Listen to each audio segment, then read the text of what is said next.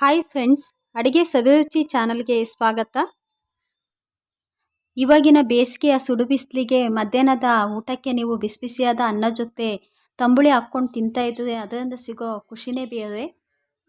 ಈ ತಂಬುಳಿ ರುಚಿ ಅಷ್ಟೇ ಅಲ್ಲದೆ ತಂಬುಳಿನ ನಾವು ಸೇವಿಸೋದ್ರಿಂದ ನಮಗೆ ತುಂಬಾ ಉಪಯೋಗ ಇದೆ.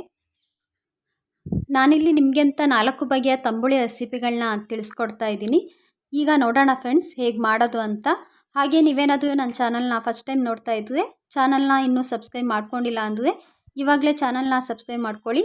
ಹಾಗೆ ಸೈಡಲ್ಲಿ ಬೆಲ್ ಐಕನ್ ಇದೆ, ಅದರ ಮೇಲೆ ಕ್ಲಿಕ್ ಮಾಡಿ ಆಲ್ ಸೆಲೆಕ್ಟ್ ಮಾಡಿ. ಆವಾಗ ನಾನು ಮಾಡೋ ಎಲ್ಲ ವೀಡಿಯೋದ ನೋಟಿಫಿಕೇಷನ್ ನಿಮಗೆ ಸಿಗುತ್ತೆ. ಹಾಗೆ ವೀಡಿಯೋನ ಕೊನೆ ತನಕ ಮಿಸ್ ಮಾಡ್ಕೊಳ್ದೆ ನೋಡಿ. ಮೊದಲಿಗೆ ಸೌತೆಕಾಯಿ ತಂಬುಳಿ ಹೇಗೆ ಮಾಡ್ಕೋಬಹುದು ಅಂತ ನೋಡೋಣ. ಈ ತಂಬುಳಿ ಮಾಡೋದಕ್ಕೆ ಜಾಸ್ತಿ ಟೈಮ್ ಬೇಡ, ಹಾಗೆ ಕಡಿಮೆ ಪದಾರ್ಥ ಸಾಕು. ಸೌತೆಕಾಯಿ ತಂಬುಳಿ ಮಾಡೋದಕ್ಕೆ ನಾನಿಲ್ಲಿ ಒಂದು ಸೌತೆಕಾಯಿ ತೊಗೊಂಡಿದ್ದೀನಿ. ಈಗ ನೀಟಾಗಿ ಸಿಪ್ಪೆ ತೆಗಿಬೇಕು. ಬೇಸಿಗೆಯಲ್ಲಿ ದೇಹದ ಉಷ್ಣತೆ ಜಾಸ್ತಿ ಆದಾಗ ತಂಬುಳಿ ಸೇವಿಸೋದು ತುಂಬಾ ಒಳ್ಳೆಯದು. ತಂಬುಳಿಗೆ ನಾವು ಮೊಸರು, ಮಜ್ಜಿಗೆ, ತೆಂಗಿನ ತುರಿ ಹಾಗೆ ಸೌತೆಕಾಯಿ ತಂಬುಳಿಯಲ್ಲಿ ಸೌತೆಕಾಯಿನ ಕೂಡ ಬಳಸೋದ್ರಿಂದ ದೇಹ ತಂಪಾಗುತ್ತೆ.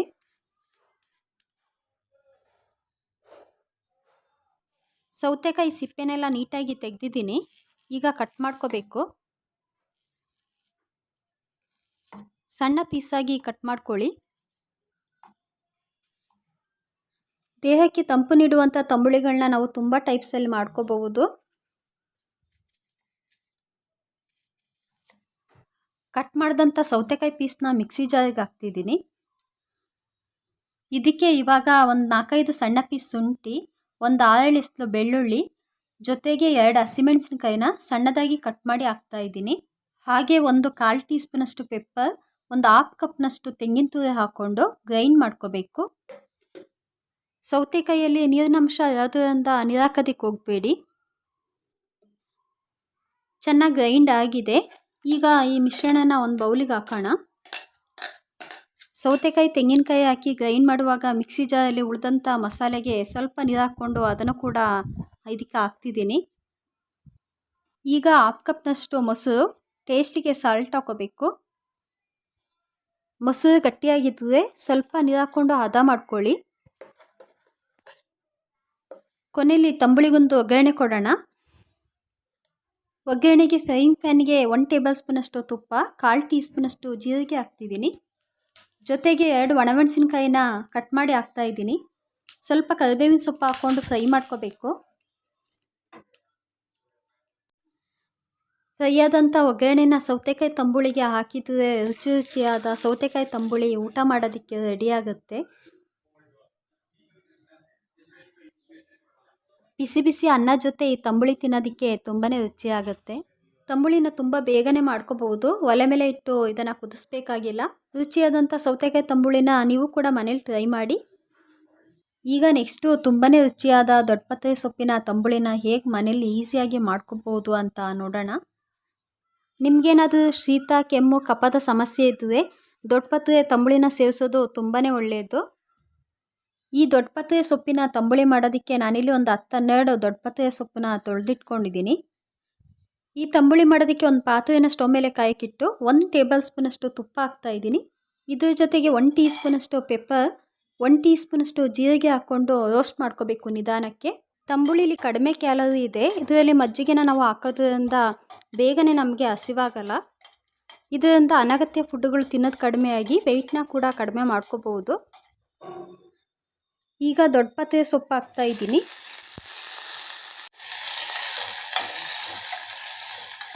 ತುಪ್ಪದಲ್ಲಿ ದೊಡ್ಡಪತ್ರೆನ ಒಂದು 2-3 ಮಿನಿಟ್ಸು ಫ್ರೈ ಮಾಡ್ಕೋಬೇಕು.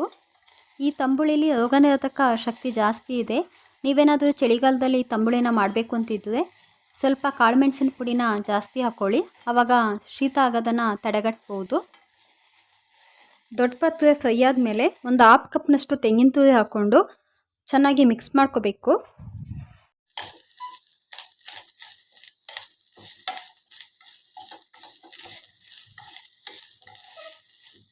ಇದೆಲ್ಲ ತಣ್ಣಗಾದ್ಮೇಲೆ ಮಿಕ್ಸಿ ಜಾರಿಗೆ ಹಾಕ್ಕೊಂಡು ಸ್ವಲ್ಪ ನೀರು ಹಾಕ್ಕೊಂಡು ಗ್ರೈಂಡ್ ಮಾಡ್ಕೋಬೇಕು.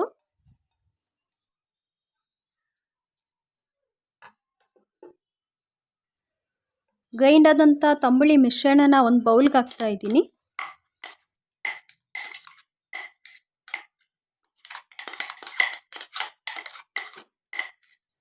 ಮಿಕ್ಸಿ ಜಾರಲ್ಲಿ ಉಳ್ಕೊಂಡಂಥ ಸೌತೆಕಾಯಿ ಪೇಸ್ಟಿಗೆ ಸ್ವಲ್ಪ ನೀರು ಹಾಕ್ಕೊಂಡು ಅದನ್ನು ಕೂಡ ಇದಕ್ಕೆ ಹಾಕ್ತಿದ್ದೀನಿ. ಇವಾಗ 1 ಕಪ್ನಷ್ಟು ಮಜ್ಜಿಗೆ, ಟೇಸ್ಟಿಗೆ ಸಾಲ್ಟ್ ಹಾಕ್ಕೊಂಡು ಮಿಕ್ಸ್ ಮಾಡ್ಕೋಬೇಕು.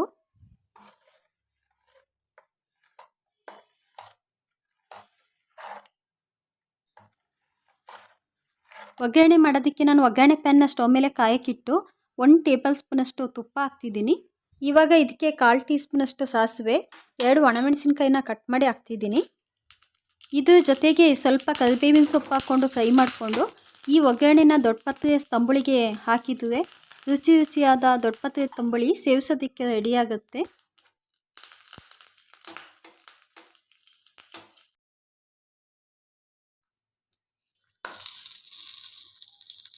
ತಂಬುಳಿನ ಒಲೆ ಮೇಲೆ ಕುದಿಸೋದಕ್ಕೆ ಹೋಗ್ಬಾರ್ದು, ಹಾಗೇನೆ ಇದಕ್ಕೆ ಒಗ್ಗರಣೆ ಹಾಕೋಬೇಕು. ಒಗ್ಗರಣೆ ಹಾಕಿದ್ರಿಂದ ಒಂದ್ಸಲ ಮಿಕ್ಸ್ ಮಾಡ್ಕೊಳ್ಳೋಣ.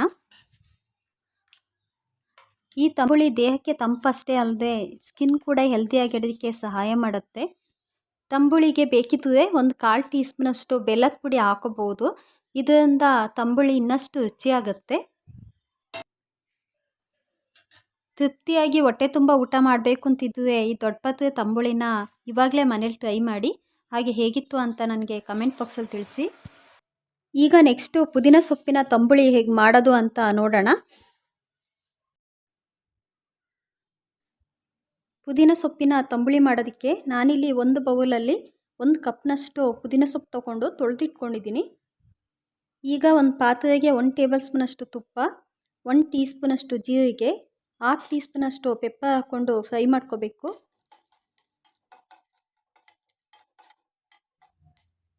ಸ್ವಲ್ಪ ಕೆಂಪಗೆ ಕಾದ್ಮೇಲೆ ಪುದೀನ ಸೊಪ್ಪು ಹಾಕ್ಕೊಂಡು ಫ್ರೈ ಮಾಡ್ಕೋಬೇಕು.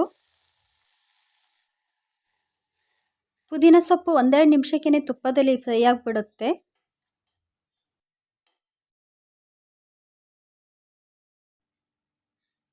ಈಗ 1/4 ಕಪ್ನಷ್ಟು ತೆಂಗಿನ ತುರಿ, 8-10 ಗಾಂಧಾರಿ ಚಿಲ್ಲಿ ಹಾಕ್ಕೊಂಡು ಫ್ರೈ ಮಾಡ್ತಾ ಇದ್ದೀನಿ.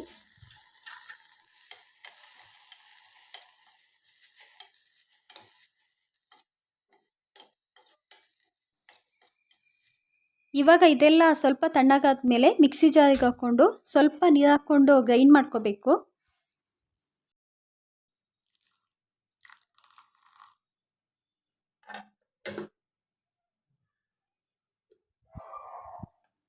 ಚೆನ್ನಾಗಿ ಗ್ರೈಂಡ್ ಆಗಿದೆ, ನಿಮಗೆ ಇಲ್ಲಿ ಕಾಣಿಸ್ಬೋದು.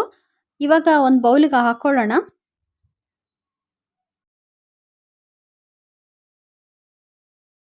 ಉಳಿದಂಥ ಪುದೀನ ಕೋಕೋನಟ್ ಪೇಸ್ಟಿಗೆ ಸ್ವಲ್ಪ ನೀರು ಹಾಕ್ಕೊಂಡು ಅದನ್ನು ಹಾಕ್ತಾಯಿದ್ದೀನಿ.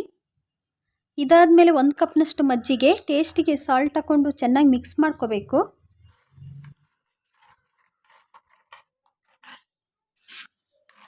ಪುದೀನ ತಂಬುಳಿಗೆ ಈಗ ಒಗ್ಗರಣೆ ರೆಡಿ ಮಾಡೋಣ.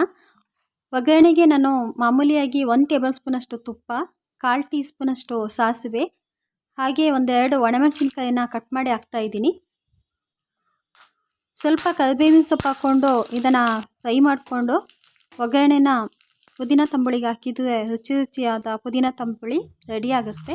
ಪುದೀನ ಸೊಪ್ಪಿನ ತಂಬುಳಿಯಲ್ಲಿ ರೋಗ ನಿರೋಧಕ ಶಕ್ತಿ ಜಾಸ್ತಿ ಇದೆ, ಅಲ್ಲದೆ ವೆಯ್ಟ್ನ ಕೂಡ ಕಡಿಮೆ ಮಾಡ್ಕೊಳ್ಳೋದಕ್ಕೆ ಈ ತಂಬುಳಿ ಸಹಾಯ ಮಾಡುತ್ತೆ. ಡೈಜೆಷನ್ ಚೆನ್ನಾಗಾಗೋದಕ್ಕೆ, ದೇಹವನ್ನು ಯಾವಾಗಲೂ ತಂಪಾಗಿ ಇಡುವಂತೆ ಮಾಡೋದಕ್ಕೆ ಈ ತಂಬುಳಿನ ಸೇವಿಸೋದು ತುಂಬಾ ಒಳ್ಳೆಯದು. ಹಾಗೆ ಫ್ರೆಂಡ್ಸ್, ನೀವು ಯಾವುದೇ ತಂಬುಳಿನ ಮಾಡಬೇಕಾದ್ರೂ 1 ಟೈಮಿಗೆ ಆಗುವಷ್ಟು ಮಾಡಿ. ಮಧ್ಯಾಹ್ನ ಊಟದ ನಂತರ ತಂಬುಳಿ ಏನಾದರೂ ಉಳ್ಕೊಂಡ್ರೆ ಫ್ರಿಜ್ಜಲ್ಲಿಟ್ಟು ರಾತ್ರಿ ಊಟಕ್ಕೆ ಸ್ವಲ್ಪ ಹೊತ್ತು ಮುಂಚೆ ತೆಗೆದಿಟ್ಟು ಅದನ್ನು ಬಳಸಿ. ನೀವು ಕೂಡ ಹೆಲ್ದಿಯಾದ ರುಚಿಯಾದ ಪುದೀನ ಸೊಪ್ಪಿನ ತಂಬುಳಿನ ಮನೇಲಿ ಟ್ರೈ ಮಾಡಿ. ಈಗ ಕೂದಲಿನ ಬೆಳವಣಿಗೆಗೆ ಸಹಾಯಕವಾಗುವ ಕರಿಬೇವಿನ ಸೊಪ್ಪಿನ ತಂಬುಳಿನ ಹೇಗೆ ಮಾಡ್ಕೋಬಹುದು ಅಂತ ನೋಡೋಣ. ಈ ತಂಬುಳಿ ಮಾಡೋದು ತುಂಬಾ ಈಸಿ, ಜಾಸ್ತಿ ಟೈಮೇ ಬೇಡ. ಈ ತಂಬುಳಿ ಮಾಡೋದಕ್ಕೆ ನಾನಿಲ್ಲಿ ಒಂದು ಚಿಕ್ಕ ಬೌಲಲ್ಲಿ 1 ಕಪ್ನಷ್ಟು ಕರಿಬೇವಿನ ಸೊಪ್ಪು ತೊಗೊಂಡಿದ್ದೀನಿ. ಕರಿಬೇವಿನ ಸೊಪ್ಪಿನ ತಂಬುಳಿ ಮಾಡೋದಕ್ಕೆ ಒಂದು ಪಾತ್ರೆಗೆ 1 ಟೇಬಲ್ ಸ್ಪೂನಷ್ಟು ತುಪ್ಪ, 1/2 ಟೀ ಸ್ಪೂನಷ್ಟು ಜೀರಿಗೆ, ಹಾಗೆ 1/4 ಟೀ ಸ್ಪೂನಷ್ಟು ಪೆಪ್ಪರ್ ಹಾಕಿ ಫ್ರೈ ಮಾಡ್ತಾಯಿದ್ದೀನಿ. ಕಾಳು ಮೆಣಸನ್ನ ಇಷ್ಟೇ ಹಾಕಬೇಕು ಅಂತೇನೂ ಇಲ್ಲ, ನಿಮಗೆ ಕೋಲ್ಡ್ ಏನಾದರೂ ಇದ್ದರೆ ಸ್ವಲ್ಪ ಜಾಸ್ತಿ ಕಾಳು ಮೆಣಸನ್ನ ಹಾಕ್ಕೊಳ್ಳಿ. ಇದು ಸ್ವಲ್ಪ ಕೆಂಪಾಗಾದ ಮೇಲೆ ಇದಕ್ಕೆ 1 ಕಪ್ನಷ್ಟು ಕರಿಬೇವಿನ ಸೊಪ್ಪು ಹಾಕ್ಕೊಂಡು ಫ್ರೈ ಮಾಡ್ಕೋಬೇಕು.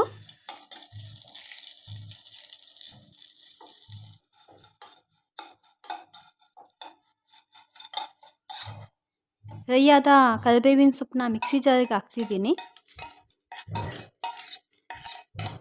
ಒಂದು ಹಸಿಮೆಣಸಿನ್ಕಾಯಿನ ಕಟ್ ಮಾಡಿ ಹಾಕ್ತಿದ್ದೀನಿ. ಹಾಗೆ 1 ಕಪ್ನಷ್ಟು ತೆಂಗಿನ ತುರಿ, 1/4 ಕಪ್ನಷ್ಟು ಮೊಸರು ಹಾಕ್ಕೊಂಡು ಗ್ರೈಂಡ್ ಮಾಡ್ಕೋಬೇಕು. ಬೇಕಿದ್ರೆ ಸ್ವಲ್ಪ ನೀರು ಹಾಕ್ಕೊಂಡು ಗ್ರೈಂಡ್ ಮಾಡ್ಕೊಳ್ಳಿ. ಗ್ರೈಂಡ್ ಆದಂಥ ಮಿಶ್ರಣನ ಒಂದು ಬೌಲಿಗೆ ಹಾಕ್ಕೊಂಡು ಒಗ್ಗರಣೆ ಹಾಕ್ಕೋಬೇಕು.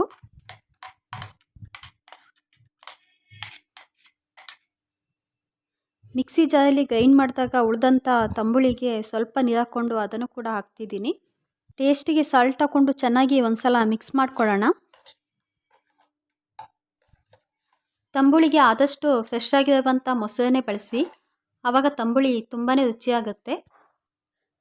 ಒಗ್ಗರಣೆಗೆ 1 ಅಥವಾ 2 ಟೇಬಲ್ ಸ್ಪೂನಷ್ಟು ತುಪ್ಪ, 1/4 ಟೀ ಸ್ಪೂನಷ್ಟು ಜೀರಿಗೆ, 1-2-3 ಒಣಮೆಣಸಿನ್ಕಾಯಿನ ಕಟ್ ಮಾಡಿ ಹಾಕ್ಕೊಂಡು ಫ್ರೈ ಮಾಡಿ ಈ ಒಗ್ಗರಣೆನ ತಂಬುಳಿಗೆ ಹಾಕಿದರೆ ರುಚಿಯಾದಂಥ ಕರಿಬೇವಿನ ಸೊಪ್ಪಿನ ತಂಬುಳಿ ರೆಡಿಯಾಗುತ್ತೆ.